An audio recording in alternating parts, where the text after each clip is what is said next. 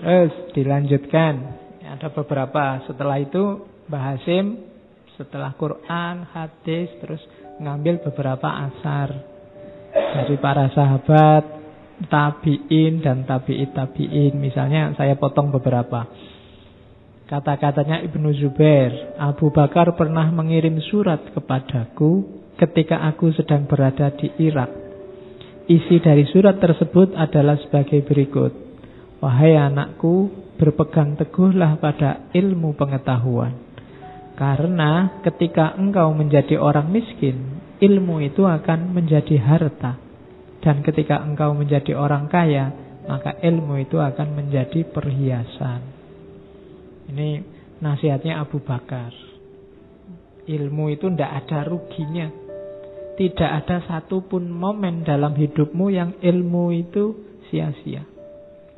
Maka hiasi dirimu selalu dengan ilmu. Itu nasihatnya Abu Bakar. Ada lagi Mu'adz bin Jabal. Katanya Mu'adz bin Jabal, ini sahabat, pelajarilah ilmu pengetahuan. Belajar karena mempelajarinya adalah kebajikan. Belajar itu kebajikan, mencari ilmu itu ibadah, diskusi itu kayak tasbih, membahas ilmu itu kayak jihad, kemudian menyerahkan ilmu, mengajarkan ilmu itu adalah pendekatan diri kepada Allah, dan mengajarkannya kepada orang yang tidak berilmu adalah sedekah.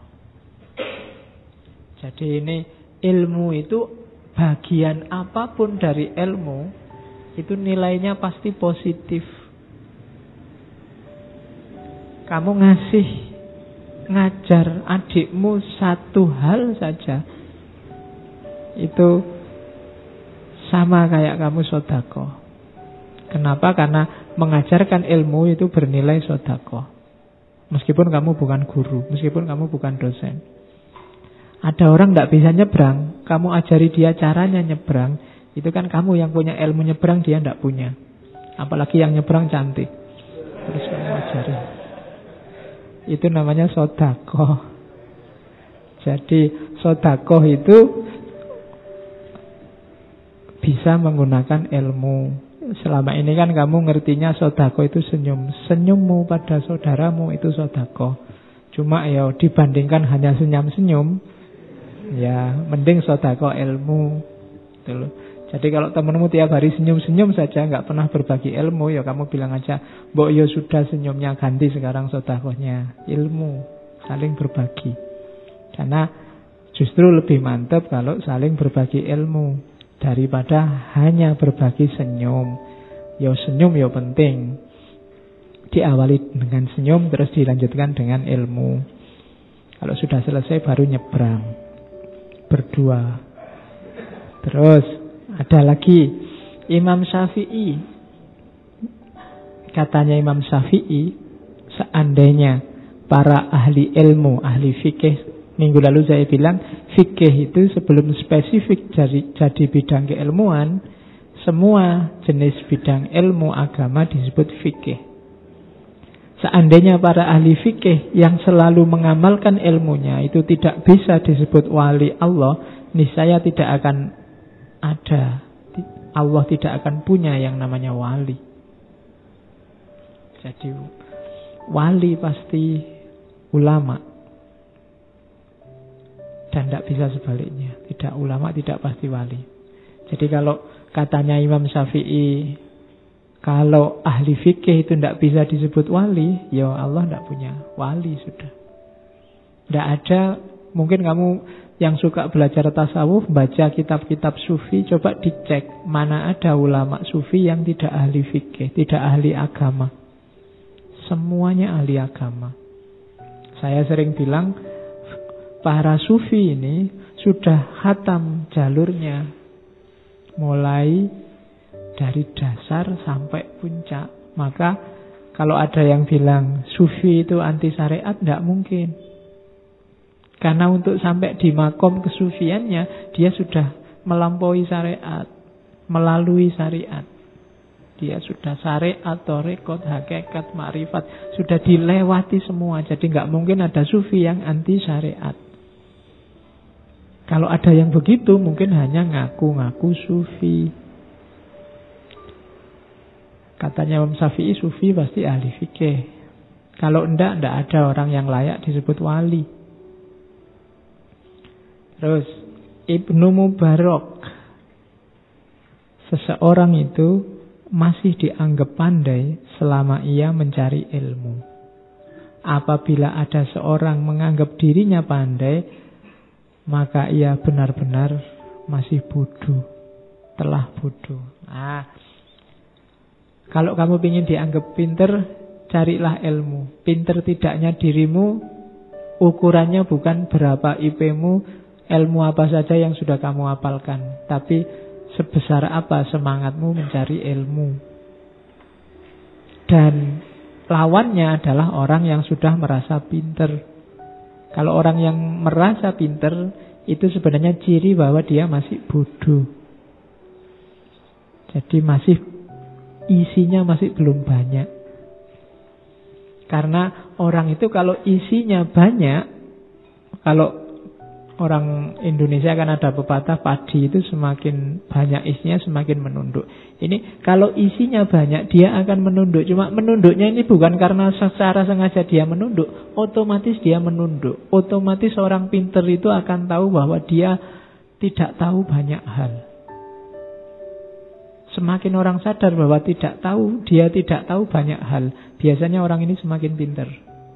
Tapi semakin orang merasa bahwa ilmuku sudah tinggi, semakin dia sebenarnya belum ngerti banyak hal. Makanya Sokrates bilang, satu-satunya yang aku tahu adalah aku tidak tahu apa-apa. Karena dia ngerti, dia tahu banyak hal, tapi lebih sangat banyak hal yang dia tidak tahu. Mungkin dulu pernah saya ilustrasikan, ketika kamu tahu sesuatu, saat itu juga muncul banyak sekali pertanyaan tentang pengetahuanmu itu. Semakin kamu sadar bahwa sebenarnya kamu tidak tahu apa-apa. Sama kayak misalnya dulu saya kasih contoh, kamu punya teman, selama ini biasa-biasa aja. Tiba-tiba sekarang pacaran. Pengetahuanmu tentang dia yang pacaran ini kan melahirkan banyak sekali pertanyaan. Loh, kapan nembaknya ya? Mulai kapan jatuh cintanya ya? Itu nembak di mana ya? Kok saya enggak? Loh, pertanyaannya kan banyak. Wah, aku berarti enggak tahu apa-apa selama ini. Tiba-tiba saja sudah jadian. Jadi pengetahuanmu tentang dia jadian itu melahirkan banyak sekali pertanyaan lain. Semakin, berarti saya enggak ada apa-apanya. Kalah aku. Dia sudah sampai segitu, saya masih belum apa-apa. Saya ternyata sangat sedikit tahu tentang dirinya. Ilmu juga begitu. Begitu kamu tahu A, nanti muncul banyak sekali pertanyaan sehubungan dengan A ini. Semakin kamu berarti saya nggak tahu apa-apa ini. Nah, itulah. Tapi semakin kamu nggak tahu, biasanya semakin orang merasa tahu, biasanya sebenarnya semakin banyak dia nggak tahu. Jadi semakin orang itu pinter, dia akan semakin menunduk. Kenapa? Karena dia sadar dia tidak tahu banyak hal. Bukan karena secara sengaja menunduk. Aku pinter ini sebenarnya, aku tak sengaja menunduk. Nggak usah dipamer-pamerin, enggak. Kalau kamu merasa begitu, sebenarnya kamu merasa pinter, merasa sudah pandai. Menundukmu itu bukan karena itu, tapi karena kamu sadar sangat banyak hal yang kamu tidak tahu. Bukan karena aku wis pinter ini, tak nyamar aja biar yang lain tidak tahu. Gayanya tidak ngerti apa-apa lah. Mesti. Kalau begitu ya sama aja, kamu kayak orang yang pamer, orang yang merasa pinter tadi. Oke, Imam Waqi', ini kemarin gurunya Imam Syafi'i, berkata, seorang laki-laki tidak akan dikatakan alim sampai ia mau mendengarkan orang yang lebih tua, mau mendengarkan orang yang umurnya sebanding, dan mau mendengarkan orang yang lebih muda. Kalimatnya dibikin panjang, intinya mau mendengarkan siapa saja. Jadi orang yang disebut alim itu dia bukan sebesar apa ilmunya yang kemudian diajarkan, tapi cirinya orang alim itu dia bisa mengambil pelajaran dari siapa saja. dari apa saja, mendengarkan siapa saja, baik orang lebih tua, orang yang umurnya sebaya, atau orang yang lebih muda. Jadi itu cirinya orang alim, tidak pada ilmu apa saja dan sedalam apa yang sudah dikuasai, tapi sikap mentalnya yang selalu terbuka untuk belajar, mendapat ilmu baru, wawasan baru. Kalau kalian punya sikap mental yang semacam ini, maka kalian boleh disebut sebagai orang alim. Kalau hari ini kan kamu menyebut orang alim itu orang yang menunjukkan ilmunya, menunjukkan kealimannya. Sebenarnya ciri utama bukan itu.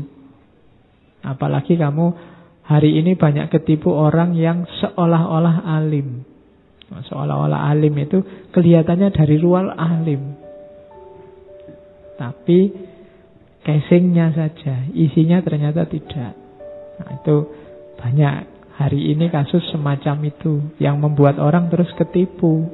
Begitu nanti terbongkar baru sadar, ternyata saya ketipu, orang itu tidak alim beneran. Karena kamu selama ini melihat kealiman dari tampilannya, tidak dari semangat dan keterbukaannya. Katanya Imam Waqi', alim itu dilihat dari kesediaannya untuk selalu belajar. Cirinya orang yang siap selalu belajar itu, dia tidak banyak omong, tidak kesusu komentar, tidak kesusu berusaha nyari solusi sebelum paham benar. Hari ini di Indonesia banyak orang yang komentar dulu, paham belakangan. Nah, itu bahaya loh, kamu komentar dulu, paham belakangan itu. Kenapa? Ya karena kamu ikut menyumbang kekacauan. Kalau tidak paham ya jadi share. Kalau ragu-ragu ya jangan dibagi ke temanmu. Karena orang bingung, satu itu kalau ditambah kebingungan yang lain, itu hasilnya bukan semakin cerah tapi semakin bingung. Hari ini kan kebingungan itu kita tularkan kemana-mana. Kamu bingung tapi terus kamu sebar ke temanmu sambil di bawahnya cuma dikasih satu kalimat, ini bener gak sih? Itu podo wae. Temanmu baca terus dia bagi juga, ini bener gak sih? Jadi kebingungan kamu sebarkan se-Indonesia. Wong itu yang bikin pertama juga ragu-ragu, wong dia juga bikin kalimat, ini bener juga gak sih? Ya wis. Jadi mulai yang bikin sampai yang ditanyain itu bingung. Hasilnya ya kebingungan nasional. Ya. Jadi akhirnya sekarang kan tidak jelas mana yang benar, mana yang tidak benar. Mana yang putih, mana yang hitam. Hampir segala hal hari ini sifatnya kalau pakai istilah agama syubhat. Dan cirinya alim, nanti di belakang ada dibahas, cirinya alim adalah wirai. Orang wirai itu kalau ada barang syubhat ditinggal sampai jelas dia putih atau hitam. Nah, hari ini kita bergumul dengan banyak sekali syubhat. Prinsipnya dibalik kita hari ini pokoknya syubhat tidak apa-apa asal kelompokku, asal grupku, asal gagasanku benar, dibenarkan orang, didukung orang, selalu begitu.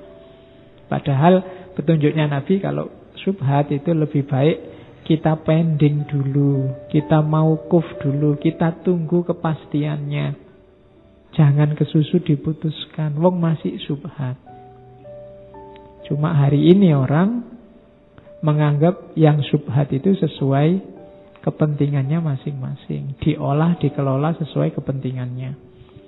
Jadi pertarungan orang-orang yang bingung itu hari ini terjadi. Maka ngaji ini sengaja saya ambil tema-tema pinggiran untuk menjaga gawang. Kalau semua sudah bingung, ya jangan sampai kita ikut-ikutan bingung. Jadi maka kita cari tema yang tidak syubhat, yang pasti-pasti saja. Ya mungkin kapan-kapan kita ambil tema yang kontekstual, tapi yang kontekstual yang tidak